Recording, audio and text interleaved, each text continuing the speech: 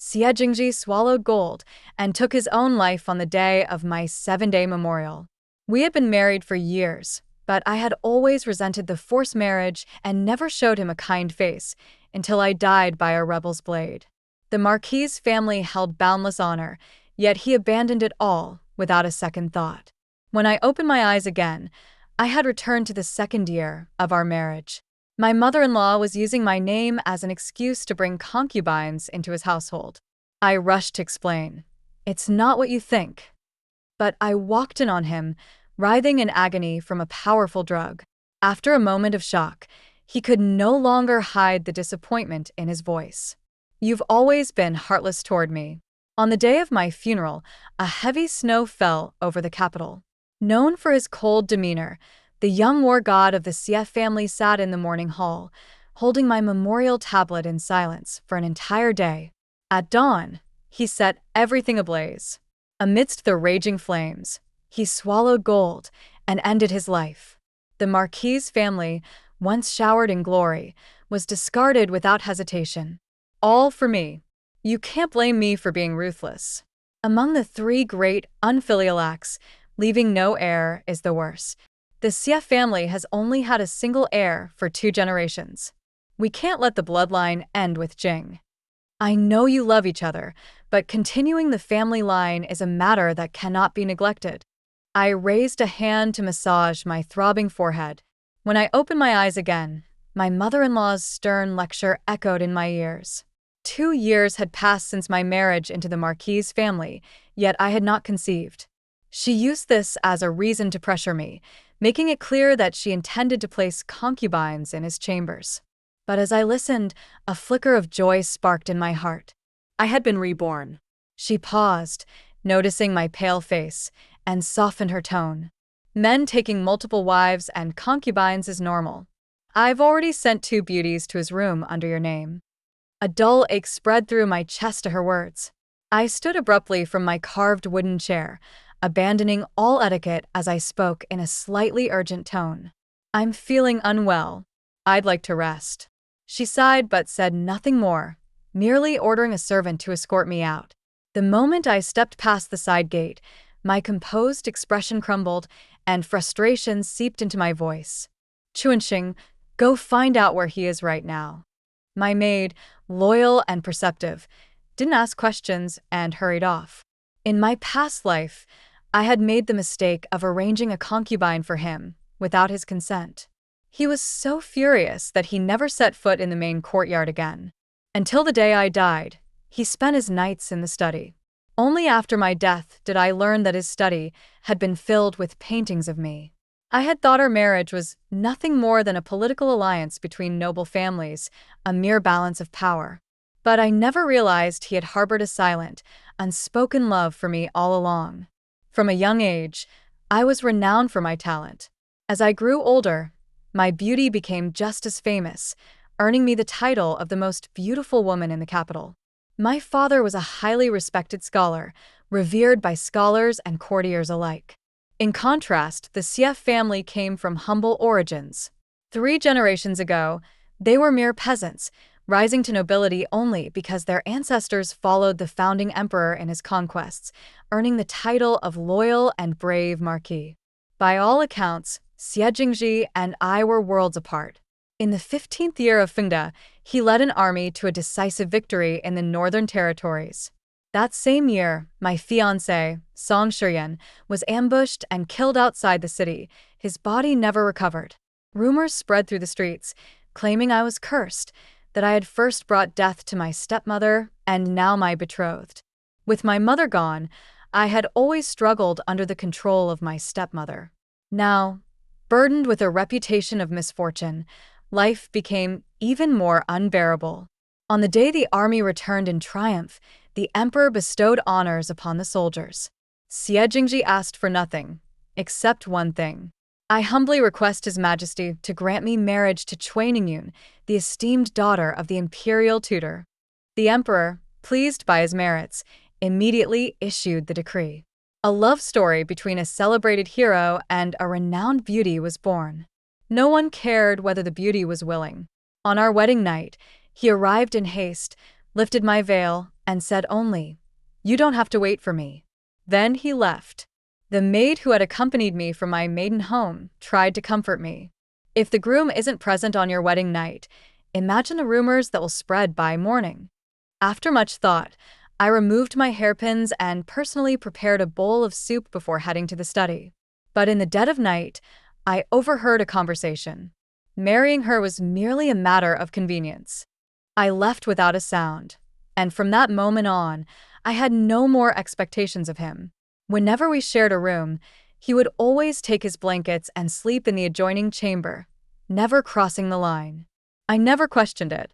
5 years later, the man who should have been long dead returned to the capital. Much had changed during those 5 years. The old emperor had passed, and a new one had ascended the throne.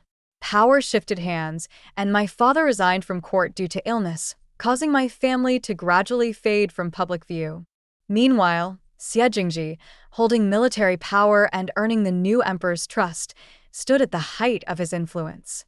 Then, rebellion broke out in the capital. He was sent to lead the army in suppressing it.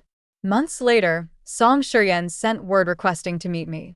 After careful thought, I left the residence that very night to see him. I never expected to be ambushed along the way. It was then I realized Song Shiyan had sided with the third prince, who had failed in his coup. His only reason for luring me out was to use me as leverage against the army under Xie Jingji's command. Unwilling to be humiliated, I took my own life. After my death, my spirit drifted back to Xie Jingji's side. I watched as he descended like a god of war, slaughtering tens of thousands of rebels. I watched as he cradled my lifeless body, overcome with grief. Song Shiyan sneered before his execution. She heard I was alive and didn't hesitate to leave the city to run away with me. Xie Jingji, no matter how much you schemed to make this marriage happen, you could never compare to a childhood love. The moment he finished speaking, his head fell, and Xie Jingji coughed up blood endlessly. I was utterly stunned.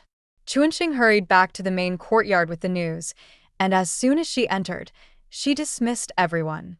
"Madam, the Marquis just returned from court and went to the study to deal with official matters. It's said that the people arranged by the old madam have also been sent there." Xie Jingji was usually very busy.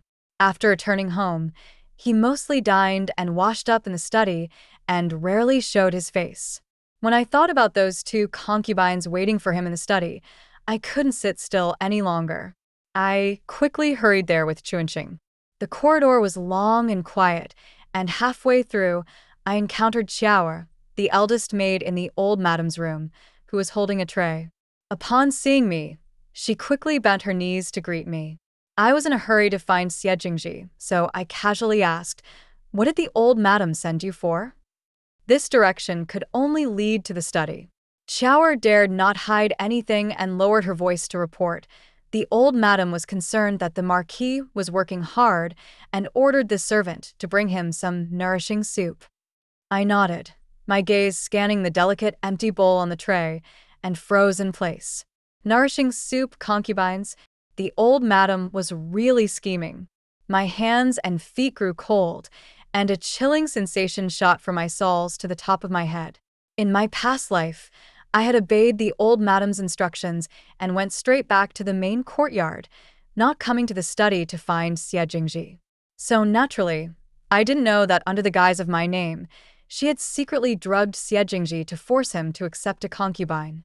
No wonder, after that, Xie Jingji was so angry that he didn't return to the manor for over a month. Our relationship had then sunk into an ice-cold abyss. Thinking of this, I suddenly felt lightheaded. Fortunately, Chuanxing was supporting me by my side, preventing me from collapsing. Xie Jingji loved peace and quiet, so the courtyard was filled with bamboo, which brought a sense of calm to the mind. The night breeze blew, making the bamboo leaves rustle softly. When I arrived, the door and windows cast the faint light of a candle, but it was exceptionally quiet inside. I dismissed Chuanxing and was about to push the door open when a guard standing outside suddenly blocked the entrance and respectfully said, "Madam, the Marquis is not available to see anyone right now." My brows furrowed sharply. Chunxing refused to accept this, stepping forward to angrily scold. Open your eyes wide. This is the legitimate wife of the household, not some guest you're speaking of. There was so much noise outside, yet no response from within. Thinking about that bowl of nourishing soup, I became more anxious, so I raised my voice. Marquis, I'm coming in.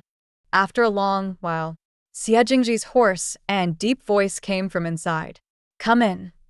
The guard quickly lowered his head and stepped aside. I took a deep breath and pushed the door open, walking inside. The room was dim, and there was no one in sight. I continued walking deeper into the room, turning past a carved screen. Suddenly, I heard the sound of water. Then, Xie Jingji staggered out of the inner room. He was wearing a white inner robe, his hair wet and loosely hanging behind him. His face was pale with a tinge of strange red, and his indifferent gaze swept over my face without stopping as he walked directly to the desk and sat down. Is there something? In my past life, on the day he took his own life, he had sat in the same spot by the window, just like today. Outside the window was a plum tree in full bloom, which was my favorite flower. A pang of sorrow hit the back of my throat as a feeling of bitterness surged within me. Marquis, don't you have anything to say to me? You gave up on the family's future so easily, just because you were afraid I'd be lonely in the afterlife. How could someone be so willful? Xie Jingji paused his tea-drinking motion. His searching gaze lingered on me before he awkwardly looked away. I once promised Lord Cui that I would never take a concubine before you, bear a legitimate son. His words suddenly jolted me awake. The past receded like a tidal wave. Since Xie Jingji had not been reborn, he thought I had come to persuade him to take a concubine. I quickly walked over and, in my panic, grabbed his sleeve. You misunderstood. Those two aren't the ones I sent. I blurted it all out like a stream of beans. Xie Jingji's expression remained indifferent, and he calmly pulled his sleeve away. After his Adam's apple violently moved, he let out a deep sigh. As for taking concubines, without your consent, who would dare act rashly? I was choked up, and tears welled up in my eyes. When I had a knife held to my neck by the rebel army, I didn't cry. When the sharp sword cut my throat and blood splattered, I didn't cry either. But hearing him accuse me like this, I couldn't hold back anymore. Xie Jingji, it's not what you think. I cried uncontrollably, sobbing as I buried my face into his chest. The moment our bodies made contact, Xie Jingji stiffened, and a muffled groan of suppressed desire suddenly burst in my ear. My sobs stopped abruptly. The unique scent of sandalwood from Xie Jingji's body instantly enveloped me. For a moment, there was silence.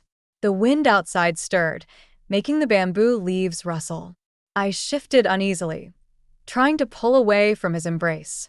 His hand around my waist tightened, pulling me closer to him. Our bodies pressed together, and his loosely tied inner robe slipped halfway down, revealing his fair skin. I felt a flash before my eyes, and my chin was forced upwards. Our eyes met.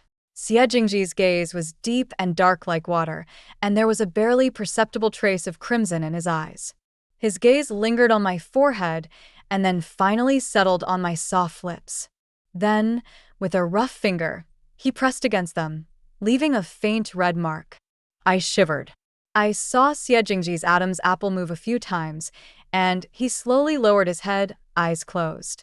When our breaths were about to mingle, I instinctively turned my face away. The sultry atmosphere was instantly broken.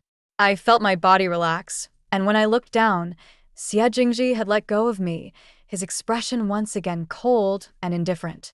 Sorry. He adjusted his clothes. It was as if everything that just happened had never taken place. I naturally knew he was being tormented by the effects of the drug and was trying to endure it. After thinking for a while, I hesitated and lightly bit my lip before suggesting, "Why don't we call for those two concubines?" To my surprise, those words seemed to strike him deeply. Xie Jingji's cold gaze shot at me. The corners of his mouth slowly curled into a self-deprecating smile, his thin lips slightly parting. "Madam, you truly have a heart of stone." After saying that, He suddenly stood up and stormed off to the inner room. It seemed he was extremely angry. I stood there, heart aching, at a loss for what to do. When I realized what I had done, I rushed to catch up with Xie Jingji and threw my arms around his back. The man went stiff all over. With difficulty, he uttered, "Madam, is there something you wish to ask of me?" A tear slid down my cheek, soaking his clothes. Between us, we had become so distant.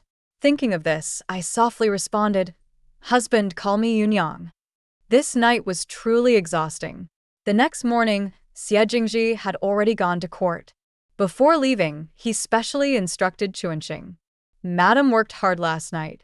You don't need to go to the old madam to pay respects today. I will explain it myself." While Chuanxing helped me comb my hair, she vividly passed on the message. "Madam, you don't know. The Duke is in such a good mood today. His face was as gentle as spring breeze. It could almost drip with water." I looked at my reflection in the mirror, my youthful face having lost its childish innocence.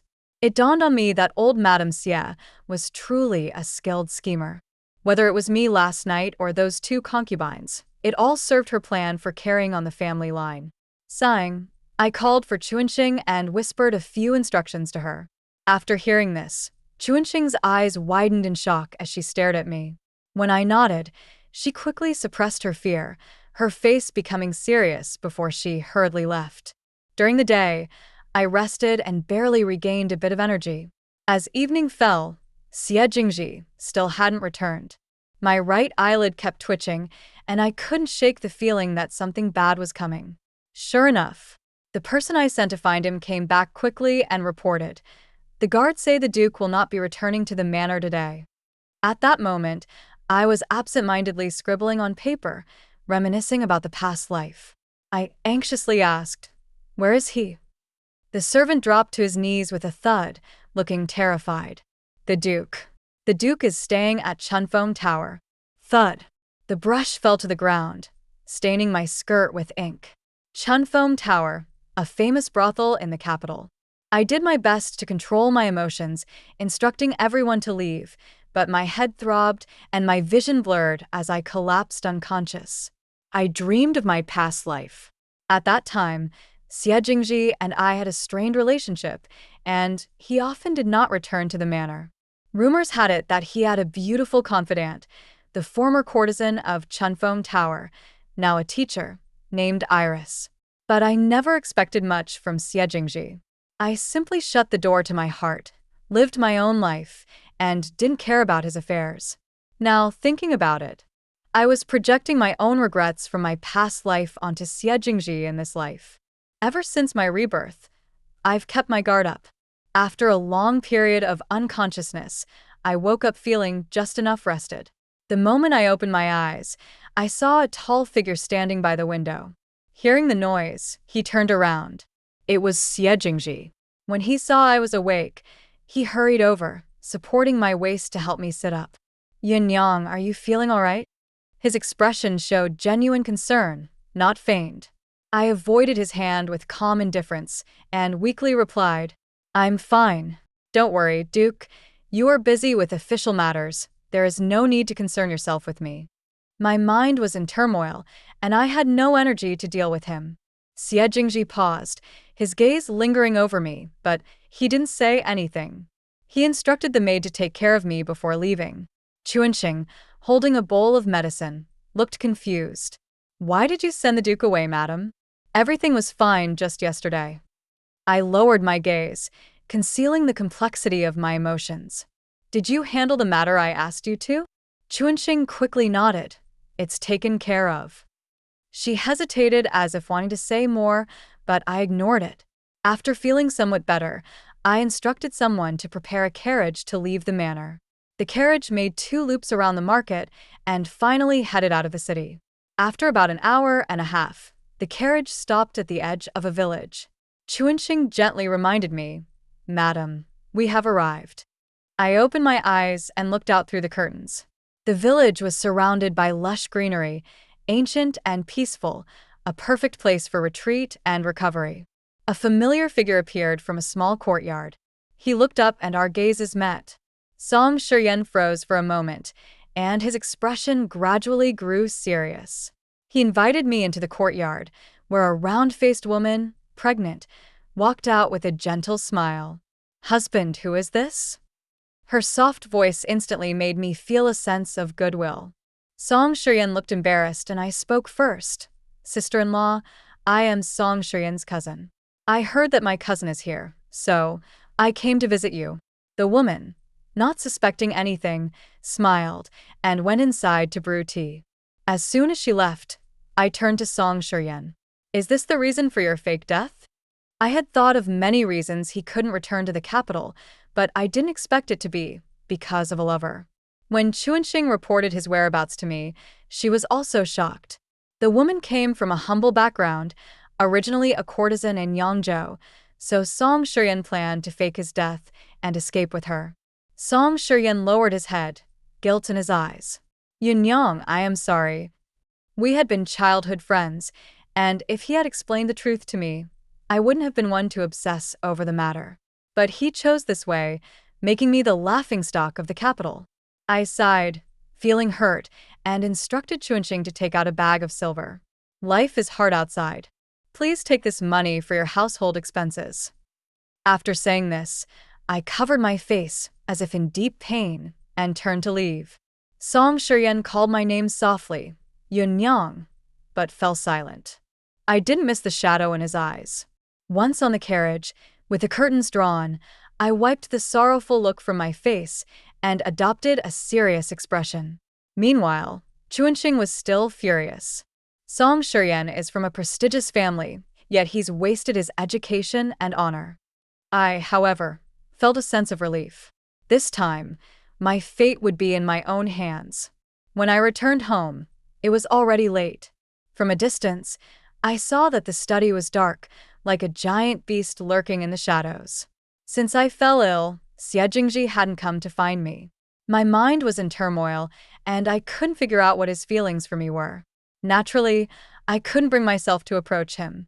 But as soon as I returned to the main house, a strong scent of alcohol wrapped around me, followed by the familiar fragrance of sandalwood. Xie Jingzi's slightly tipsy voice reached my ears. "Yunyang." Perhaps he was drunk, as he unusually elongated the last syllable like a feather brushing against my heart, sending a tingling sensation. I replied indifferently, Chunxing and the others had already left early. In a spin, my body was turned around, and I found myself pressed against Xie Jingji. His breath was close to mine. He blinked his eyes in grievance. "Yunyang, why can't you feel sorry for me?" I could tell he was speaking nonsense due to drunkenness. Xie Jingji was naturally elegant, and his usually indifferent eyes now had a soft, watery glint, unexpectedly charming. Without thinking, I cupped his face with both hands. "Your lord surely has beauties who care for you, so why would I be needed?" The man tilted his head, as if pondering the meaning of my words. After a long while, he smiled foolishly. "Yunyang, are you jealous?" Caught off guard, I awkwardly let go of him. How annoying. Even when drunk, he was still unbearable. But Xie Jingji didn't give up and clung to me. "I'm really happy. I'm truly happy." Though I didn't know what he was happy about, I had a bad feeling. Sure enough, the next moment, he leaned in and bit my lips. I wasn't prepared, and I cried out in pain. After successfully kissing me, Xie Jingji let go and smiled like a fool. I couldn't take it anymore and shoved him towards the shower. However, I didn't notice. The moment he turned around, his expression was clear-headed, and there was no trace of drunkenness left. After that day, Xie Jingji and I lived a rather mundane married life. Madame Xie was pleased to see this, and even exempted me from paying respects. With nothing to do, I decided to visit my parents' house. It happened to be a day when my father was resting, and he was happy to see me return. After dinner, he called me into the study for a chat. "How is Xie Jingji treating you?" I paused for a moment, realizing that my father wanted to know if I was pregnant. In the past, he always sent my stepmother to inquire, but today, he asked personally, sounding a bit anxious. I pretended to be shy and said, The Lord has always been thoughtful towards me. My father nodded in satisfaction, then spoke with great emotion. Yuna, your mother passed away early. I know these years have been difficult for you, and with the incident in the Song family, having to marry Xie Jingji, a man of the military, was truly a last resort. You don't resent me, do you? This puzzled me. When the marriage was arranged, he seemed quite happy, not pretending. Now he acted as if he looked down on Xie Jingji. Why was that? I calmed myself and responded cautiously. Father did what was best for me. I don't dare complain. Xie Jingji had military achievements and was a prince's relative, so my father's choice was understandable. But today felt strange. It wasn't until my father led me to the courtyard where I lived before my marriage that I saw Song Shiyan, who had been waiting there early. Summer rains were frequent. Before long, raindrops started falling softly. When Song Shiyan saw me, he smiled warmly and invited me to the corridor. Yunyang, are you well? His question seemed strange. Why would he care about my well-being? I stepped back a little, keeping my distance, and said, Master Song, what are you doing here? This is the back courtyard of the Cui family, and no men are allowed to enter freely. Upon hearing this, Song Shiyan's expression grew complicated, and his gaze became naked, full of aggression. I felt uncomfortable under his stare and frowned. Master Song, if you don't leave, I'll call someone. Yunyang, when did we become so estranged? Song Shiyan's expression showed hurt, but I wasn't moved. He continued, I know I wronged you. Yunyang, if you're willing to divorce Xie Jingji, I'll marry you as my legitimate wife. Let's resume our relationship, okay? This left me stunned. Song Shiyan, have you lost your mind? I couldn't think of any other reason for him to say such a thing. Go away. I won't divorce, and there's no chance between us. After saying that, I turned to leave, but just as I was about to turn, I heard Song Shiyan's deep voice. Yunyang, you've also been reborn, haven't you? Suddenly, lightning cracked across the sky, deafening, and his words made my heart tremble. Song Shiyan's gaze was filled with madness, as if he was determined to have me. Visions of my past death by the sword resurfaced. I couldn't help but feel my legs go weak, stepping back. Song Shiyan was not going to let me go. He stepped closer. Yunyang, I regret it. Come back to me, will you? From this angle, his eyes were filled with pain. As he got closer, he reached to pull me into his arms. Suddenly, a soft call came from a distance. Yunyang. I was startled and turned around, seeing Xie Jingji walking towards me with an oilcloth umbrella. His moon-white robe gave him an elegant aura, calm and resolute. Step by step, he broke through the curtain of rain, walking firmly into my heart. When he came closer and stopped, I turned back, blushing. Song Shiyan, I didn't know when, had already disappeared. I squinted my eyes. Truly something that can't see the light. After bidding farewell to my father, I rode back to the mansion with Xie Jingji. Throughout the journey, my mind was heavy, my thoughts drifting. On the other hand, Xie Jingji was constantly playing with my fingers. Lost in my thoughts, a cold touch wrapped around my wrist. I looked down and saw a jade bracelet, its soft green glow shimmering in the candlelight. Do you like it? Xie Jingji's voice came from above my head. I couldn't help but smile, nodding eagerly. This bracelet, I'd seen it after my death, hidden by him in the study's secret compartment. I hadn't realized he'd prepared it so long ago, only now finding the opportunity to present it to me. So many things had happened today. My father's attitude, Song Shiyan's appearance, everything had left me feeling unsettled. The events all seemed to connect in a way that made sense. Song's family is powerful, closely tied to the Empress Song, and the third prince is Song Shiyan's cousin. Marrying me would mean gaining support from many scholars, which the emperor would not want, as it would pose a threat to the crown prince's position. Thus, Song's family staged a fake death, perhaps even at the emperor's behest. As for my father, on the surface, he seemed to have arranged my marriage to Xie Jingji, but in reality, he was aligning with the third prince. I was just a pawn in their power struggle. And the third prince was naive, easily manipulated, making him an ideal candidate for the throne. The entire family's honor was at stake, making it a gamble worth taking. My heart felt as though it were weighed down by a massive stone, but seeing Xie Jingji made it all seem unimportant. I slowly leaned into his chest, my arms wrapping around his firm waist, a wave of affection rising within me. "How did you get here?" I muttered softly. Xie Jingji gently patted my back, his deep voice comforting. "I saw you weren't here, so I came to find you." I snuggled closer, holding him tighter. Once we returned to the mansion, Xie Jingji had to leave in a hurry for something. As soon as he left, Chuanxing entered with a man dressed in black. The man knelt on one knee. "Master, we've caught him." Since my rebirth, I'd been quietly building my own network of spies. When news of Song Shiyan's survival reached me, I immediately had someone keep an eye on the Chui residence, and any movement would be reported back to me. Today, I had gone to the Chui residence after discovering Song Shiyan's trace. It was all part of a game of predator and prey.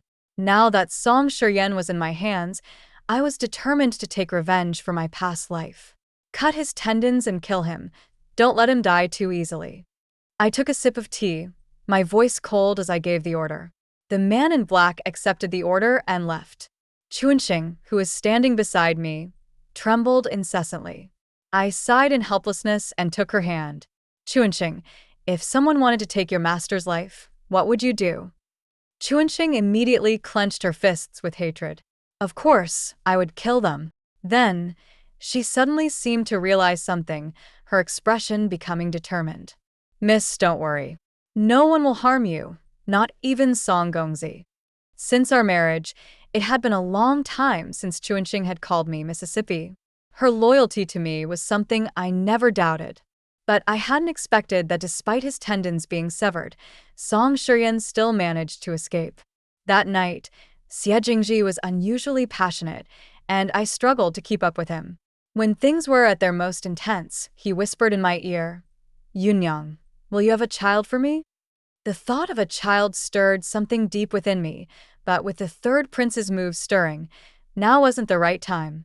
In the moment of hesitation, I found myself yet again receiving punishment from Xie Jingji. It was unbearable. The next day, the empress sent an invitation to meet with me in the palace, along with the crown princess. I had a good relationship with the crown princess, so there was no reason not to go. Xie Jingji reluctantly sent me off in the carriage before heading to the military camp. We followed the empress to the imperial garden, and as soon as we sat down, Empress Song entered, fanning herself gracefully. "Oh, isn't this the most beautiful woman in the capital?"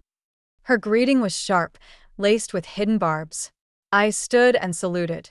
"Your Majesty, may you live in peace." She snorted coldly and, as I stood, leaned in to whisper, her voice lowered. "Yuning, I've watched you grow up. Don't let a fleeting love cloud your judgment and make you choose the wrong side." I withdrew my hand calmly. "I understand, Your Majesty." I didn't engage further. Empress Song gave a casual bow to the Empress and walked away arrogantly. The Crown Princess, looking worried, pushed a plate of pastries toward me. "Yuning, try this. It's your favorite." But I had no appetite. I had a feeling the Empress had something important to say today. Sure enough, the Crown Princess excused herself quickly, citing business. As soon as she left, the Empress pulled me gently to sit beside her. "Yuning, you're a good child. I'll give you a piece of advice. If you don't sever it, it will only become more complicated." I silently acknowledged her words, but my thoughts were more chaotic than ever. Late at night, the gates of the capital were wide open. News arrived that the river valley had flooded again, and the reports were urgently sent to the palace. Xie Jingji became increasingly busy, coming home late and leaving early. To avoid disturbing my rest, he slept in the study. When I heard the news, I had just gotten up and was washing my face. I accidentally knocked over a porcelain cup.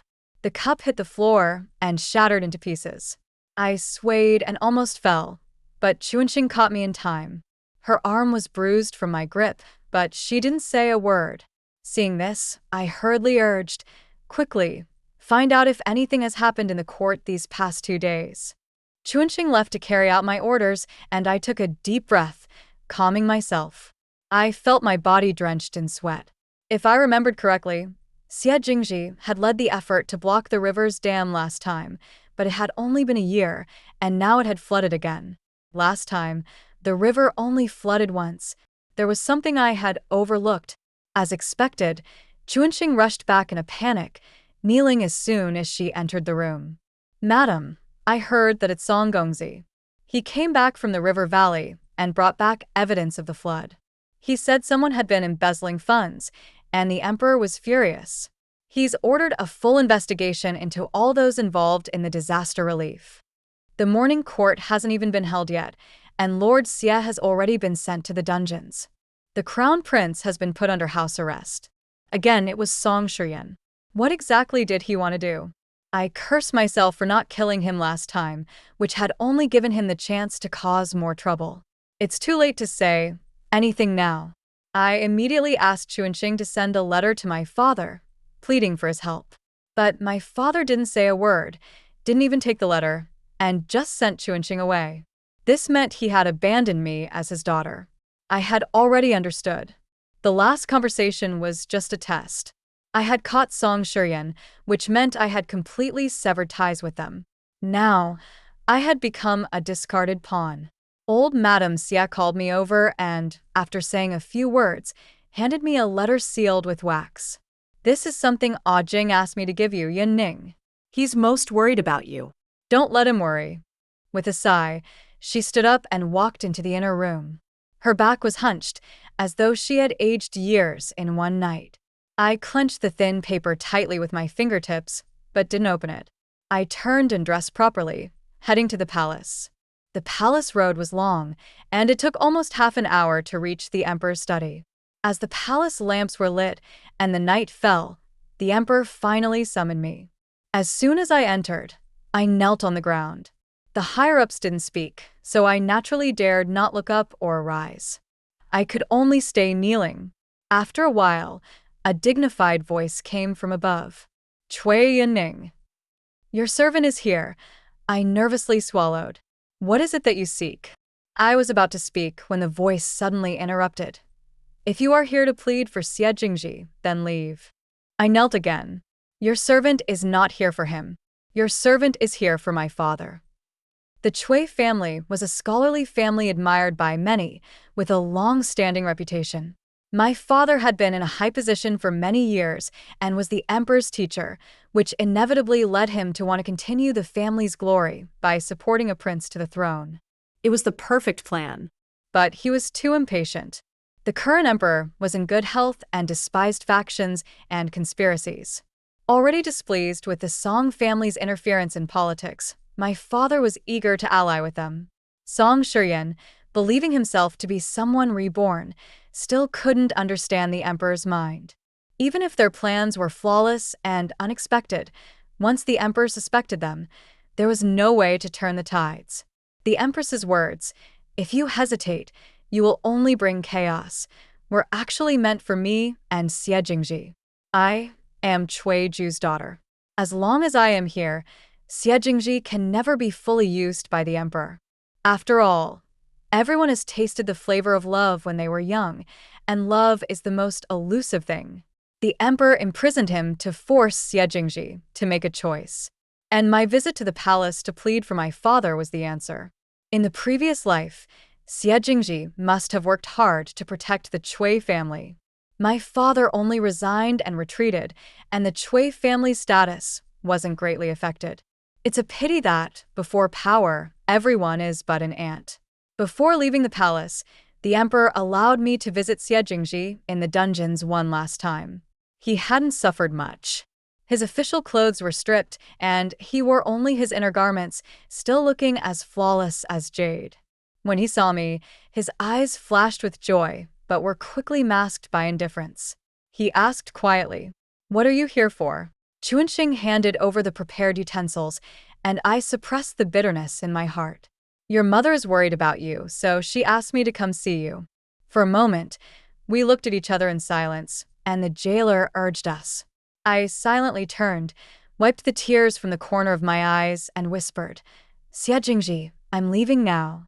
Before he could reply, I quickly fled. After leaving the palace, I gathered my emotions and, the next day, visited the Chui mansion. Song Shiyan had been waiting there early. His right foot was injured, and he was no longer the confident person he once was. His face was grim and frightening. I pretended not to see it, instructed someone to bring a jug of wine, and personally poured it for him. "There's one thing I've never understood. Since you chose to abandon everything and leave with that skinny horse from Yangzhou, why did you come back?" Song Shiyan didn't move his wine cup. His voice seemed hidden in mist. "Huh. That woman was brought by Xie Jingji, just to make sure you couldn't marry me." I was stunned and raised an eyebrow. This answer was something I never would have expected. No wonder Song Shiyan said he used all his schemes before his death. This was what he meant. When I didn't respond, Song Shiyan grew angry and said, "He really is a petty person, using such methods to tear us apart. If not for this, we would have had children by now." I laughed softly and looked at him mockingly. Even without that woman from Yangzhou, there would have been someone else, like the fisherwoman from Westlake. "Song Shiyan, stop inflating your ego. Even without Xie Jingji, I was planning to break off our engagement. Have you forgotten the absurd things you did in the brothel? Even if you try to hide it, there will always be things that can't stay hidden." As I spoke, his face suddenly turned pale. Trembling, he took a pouch from his chest. It was the same one I had given him last time. Song Shiyan took out a jade pendant and traced it carefully with his fingers. "Then why send me the jade?" I sneered inwardly and thought to myself, "Naturally, it's so I can watch you die miserably. Only then will my hatred be relieved." But I didn't say it out loud. Song Shiyan was cautious and didn't drink the wine I had prepared. With that, I had achieved my goal and turned to leave. He didn't know. I wouldn't be foolish enough to poison the wine. The deadliest poison was carefully applied to that jade pendant. Once it touches the skin, it slowly causes the body to rot, itching unbearably, and eventually leads to a painful death. 3 years after leaving the capital, several shocking national events occurred. The Song family was executed, and their entire clan was wiped out for treason. The imperial tutor, Cui Ju, retired and was assassinated on his way home. Loyal General Xie Jingji married a new wife, breaking the hearts of many young women in the capital. As for me, I spent my days helping the neighbors settle their lawsuits. Either someone had lost a chicken, or someone's husband had changed his heart. During my free time, I would embroider to pass the time. Life was quite fulfilling. When the news of Xie Jingji's marriage reached me, I was teaching little Dizzy to read. The little ball of fluff had yet to grow all its teeth, and was babbling after me. "Mother." Liang Qi. Chunxing was laughing beside me. After leaving the capital, I traveled slowly until I reached Jiangnan. The scenery was beautiful, and the people were talented, so I decided to settle down. Not long after leaving the capital, I found out I was pregnant, so I couldn't travel anymore. The emperor had erased my traces, and I didn't worry about being found. Little Dizzy was our son, Xie Jingji's and mine. After Chunxing finished laughing, her expression became somber. "Madam, what do you think? Why did the Marquis remarry?" I looked at little Dizzy and calmly replied, "It's his choice." Chunxing seemed to want to say more, but when I looked at her lightly, she fell silent. That night, I slept restlessly, feeling an overwhelming chill all over my body. Struggling to sit up, I was met by a familiar, handsome face staring at me with a sorrowful look. "Ah, don't be scared, Yunnan. It's me." Xie Jingji's large hand instantly covered my mouth. When I calmed down, he finally let go. "What are you doing here?" I was terrified. Xie Jingji sat beside me, tracing my face carefully in the moonlight. "Yunnan, I've missed you so much." I immediately raised my foot and kicked him out of bed. "Miss me? You've already married another woman, and now you come back to reminisce?" "Bah. Heartless man." Xie Jingji took my scolding without a hint of anger. He shamelessly stayed put. Little Dizzy liked him a lot, and they often played together. But when night fell, Xie Jingji's possessiveness flared up. When little Dizzy cried for his mother, he would lecture him seriously. "You're a man now. How can you keep sleeping with your mother?" Little Dizzy blinked his big, confused eyes. "But does she not sleep with Liang Qi?" Xie Jingji hugged me. "This is my wife. When you get a wife, you can sleep with her anytime too." I was furious. "You're going to teach the kid bad things." With that, I threw the unopened letter at him and picked up the child. "I'm not your wife. The divorce letter you wrote to me is still here." Xie Jingji was stunned, his expression complex. He opened the letter and handed it to me. It read, "My dear, wait for your husband to return." My face instantly flushed with embarrassment. Spring Apricot, with sharp eyes, took little Dizzy to her room. I closed my eyes in exhaustion, but then heard Xie Jingji suddenly say, "I forgot to tell you, my new wife from the capital is coming to visit tomorrow." I instantly woke up. I lifted my leg and kicked him off the bed. The next day, I ground my teeth in frustration while waiting at home. Xie Jingji entered with enthusiasm, followed by a man. I peeked out, my gaze scanning past them, but there was no one else. The man had delicate features and stood gracefully, like water. Seeing my puzzled expression, he threw me a flirtatious glance. "Lady, you're truly a beauty. No wonder the Marquis can't sleep at night." I looked at Xie Jingji, hoping for an explanation. Xie Jingji hurried over and pulled me close. "This is Lord Iris. He disguised himself as a woman and joined the Marquis's household, helping to cancel the imperial marriage." "Iris? Lord?" I looked at him strangely. Iris smiled and asked, "Lady, why do you seem upset?" I forced a smile, silently putting down the wolf-tooth club I had behind me. "Oh, Lord Iris is really beautiful." Xie Jingji's mood quickly turned cloudy. Lord Iris leaped up, darting out the door. When I turned to look, I saw a dart embedded where Iris had just stood. I immediately shuddered and said in a flattering tone, "You can't hurt him, right?" Xie Jingji smiled with fake politeness. "Lady, you're joking. Apart from the bed, when have I ever hurt you?" "Shut up." Xie Jingji's side story. Cui Yuning was famous in her youth, an extraordinarily talented beauty whose fame spread throughout the capital. At the time, I thought it was just flattery from the noble families. After all, for a secluded young woman, no matter how stunning, how much could she achieve? Without soldiers like us shedding blood, what place would there be for women to indulge in elegance? But I was wrong. She was indeed different from others. During the Zhongyuan festival, foreign spies escaped from prison. I led a team to pursue them to the market, but we lost their trail. It was Cui Yuning who noticed our hurried expressions. In just a few moments, she pointed us in the opposite direction. I grew suspicious and questioned her. She wore a veiled hat, her voice gentle and calm. "There are 3 small bridges here, all leading to the Zhao prison. But the person's movements have been exposed, so they won't rush out of the city. They're most likely going to take the opposite path, probably hiding near these bridges, even under them." Sure enough, not long after, one of my subordinates reported that the person had been caught, hiding under one of the bridges. Cui Yuning observed everything with remarkable attention to detail, in stark contrast to the usual panicked reactions of most women in similar situations. The next time I heard her name, it was at Chunfeng Building. Her supposed fiancé, holding the top courtesan, carelessly mentioned her name repeatedly.